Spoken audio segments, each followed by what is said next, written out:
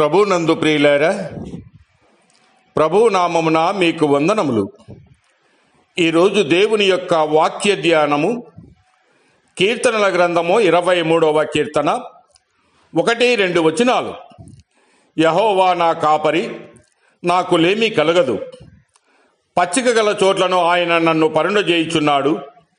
శాంతికరమైన జలముల యొద్ద నన్ను నడిపించుచున్నాడు. దేవుడు ఈ మాటలు దీవించి ఆశీర్వదించునుగాక. గమనించండి ప్రియులారా, ఈ కీర్తన మనకందరికీ పరిచయం ఉన్న కీర్తన. దీని యందు విశ్వాసికి కావలసిన ఆయనను వెంబడించు వారి కొరకు దేవుడు చేసే అద్భుతమైన కార్యములు ఈ కీర్తనలో చూడగలం. యెహోవా నా కాపరి అనే వాక్యము కేవలము ఒక ఓదార్పు, నెమ్మది గల మాట కాదు.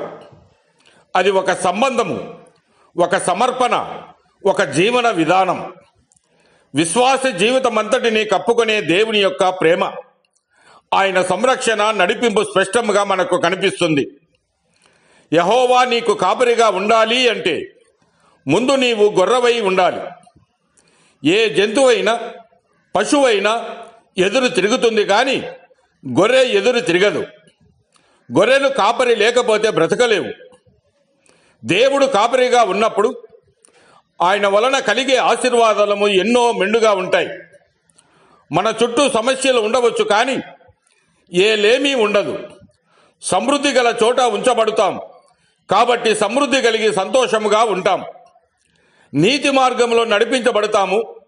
చెడు మార్గము, చెడు ఉద్దేశాలు సరిచేయబడతాయి. విశ్వాసి ప్రయాణము గాఢాంధకారము గుండా చేయాలి, అనగా సమస్యలు, శ్రమల గుండా వెళ్ళాలి.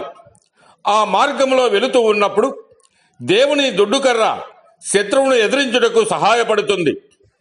దండము పడిపోతే లేచుటకు సహాయపడుతుంది.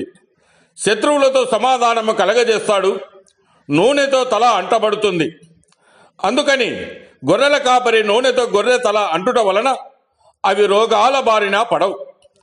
అలాగే మనము సమస్యలలో ఉన్నప్పుడు సాతాను నిరుత్సాహ తలంపులు పెట్టి మరణమునకు తీసుకుని వెళ్ళాలనుకుంటాడు. కానీ దేవుడిచ్చే అభిషేకము మనలను నూతపరచుట వలన మనము బలపరచబడి ఆయన మనల్ని నడిపిస్తాడు.